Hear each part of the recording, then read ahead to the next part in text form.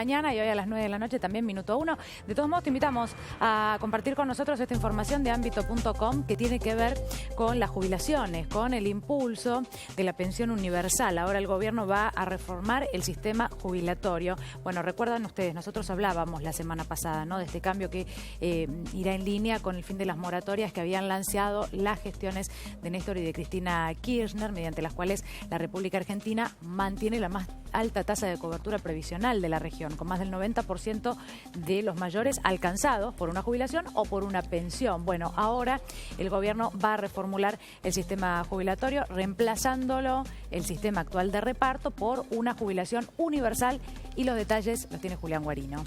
¿Qué tal? Muy buenos días. Bueno, sí, primer dato importantísimo es que quien toma de alguna manera la delantera con respecto a este tema es el ministro de Trabajo, es Jorge Triaca. Recuerden ustedes, lo habíamos comentado hace ya algunos días, lo había anticipado también Emilio Basavilbaso, titular del ANSES, diciendo, bueno, la verdad es que la moratoria vence, la moratoria previsional vence en septiembre y el gobierno va a empezar a trabajar en un proyecto para reformar el sistema jubilatorio. Claro, no había más información y en rigor lo que decíamos es, bueno, ¿qué va a pasar con aquellos que a partir del mes de septiembre quieran subirse a la moratoria? La moratoria ya no va a existir y por ende aquel que no tenga aportes o que no cumpla con el cronograma establecido, bueno, finalmente no va a poder llegar a la jubilación. Lo que termina teniendo lugar en el día de hoy es un poquito más de información vinculada a que la cartera de trabajo está tomando el tema.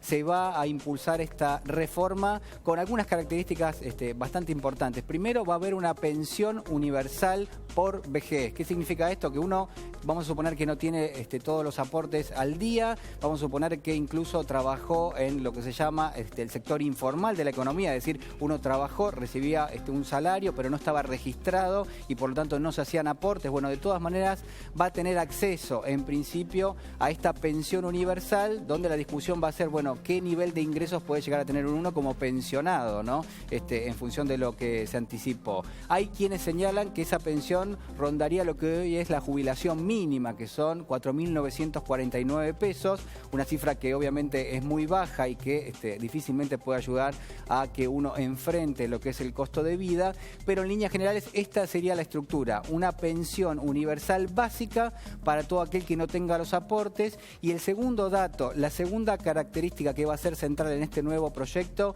es que va a empezar a diferenciarse aquel, de alguna manera, contribuyente que hizo sus aportes y sobre todo aquel que hizo sus aportes por encima de la media, es decir, aquellos que tratando de tener una mejor jubilación hacían aportes un poquito más sustanciales que el promedio. Entonces, en este caso, lo que va a tratar de hacer el gobierno a través de este proyecto es que aquel que hizo aportes por encima del promedio tenga también una jubilación por encima del promedio, algo que hoy obviamente no opera y que por eso es razón de muchísimos juicios que tiene que enfrentar la ANSES. A ver, está bueno siempre y cuando, bueno, el monto es muy bajo, como decías vos exactamente. Sí. Pero ¿vos creés que se va a instrumentar esto de, por ejemplo, subsidios en la luz, en el transporte y otros elementos que puedan de alguna manera achicar esa brecha del poco dinero que van a recibir en estas pensiones? Me parece que en este caso, por lo menos en lo que tiene que ver con el sistema y el nuevo proyecto para reformar el sistema jubilatorio, quedan todavía muchos grises. Por ejemplo, el primero de todos es qué va a pasar a partir del mes de septiembre. Sí. Nadie lo menciona y de hecho, si este es un proyecto que se va a discutir en el Congreso, lo más probable es que no se discuta hacia fin de año, sino recién el año próximo y por ende va a empezar a quedar una cantidad importante de personas mayores sin cobertura previsional. Este es el primer dato que hay que discutir. El segundo es, bueno, aquellos que no tengan completos los aportes. Bueno, ¿qué porcentaje de lo que puede llegar a ser una jubilación mínima les va a tocar con lo que sería esta nueva pensión universal? ¿No? Todavía no hay datos con respecto a esto y la verdad que uno podría sumar una crítica diciendo, bueno, que esto no quede sujeto a cierta discrecionalidad por parte del gobierno, ¿no? Que esto quede de alguna manera bastante delimitado por lo que va a ser la nueva ley. Porque si uno se atiene a que hay muchas personas que hoy prácticamente la mitad de la economía en la Argentina trabaja en el sector informal, lo más probable es que dentro de algunos años una parte todavía importante de nuestros mayores no tengan aportes.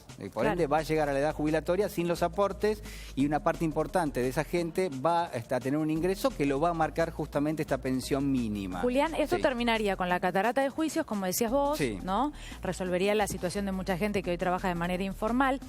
Pero además, al respecto de la cifra, ¿no?, que se estimaría, ¿no?, para esta pensión universal, ahora la jubilación digamos, la cifra que vos vas a cobrar tiene que ver con lo que has cobrado en los últimos años, ¿no? No con tu mes de sueldo más alto. Claro, como no si es en otros soporte. países, como en Estados Unidos, por ejemplo.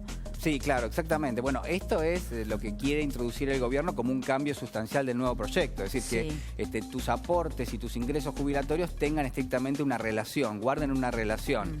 La pregunta es si en función de eso o en pos de eso uno no está sacrificando lo que podría llegar a ser un derecho que tienen todos nuestros mayores que trabajaron en el sector informal de la economía y que a veces por una responsabilidad que tiene más que ver con el empleador que con el empleado, bueno, obviamente se quedan sin un beneficio, sobre todo cuando pasan a lo que es su vida pasiva, no su vida activa desde el punto de vista laboral. ¿Y en qué quedó el tema de modificar la edad de jubilación, que se había hablado en su momento, también subirla, bajarla y demás?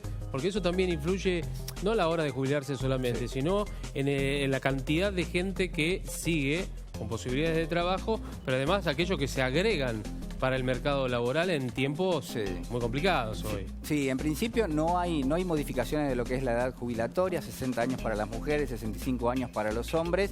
Sí hay a lo largo de los últimos años algunos progresos importantes, sobre todo para algunos sectores, sector de la construcción, sector de aquellos trabajadores que se dedican, por ejemplo, a la minería, que tienen jubilaciones digamos en otras edades, no a los 65, sino a veces antes por el desgaste que genera lo que es la propia actividad. Pero en este caso, por lo menos en lo que es esta discusión, todo tiene que ver con lo que son los ingresos, lo que van a ser los promedios que se van a ir registrando y al mismo tiempo me parece a mí, aunque no está dicho taxativamente, con la cantidad de juicios que enfrenta el Estado en función de que muchos reclaman el 82% móvil y que guarde una relación lo que son tus aportes con lo que vas a cobrar después, algo que obviamente esto hay que dar la razón, ¿no? Digo, una persona que trabaja año tras año y que hace un esfuerzo para hacer aportes por encima de lo que te exige la ley, lo que uno tiene que pensar también es que ese derecho lo tiene y que el Estado tiene que resguardar justamente ese derecho.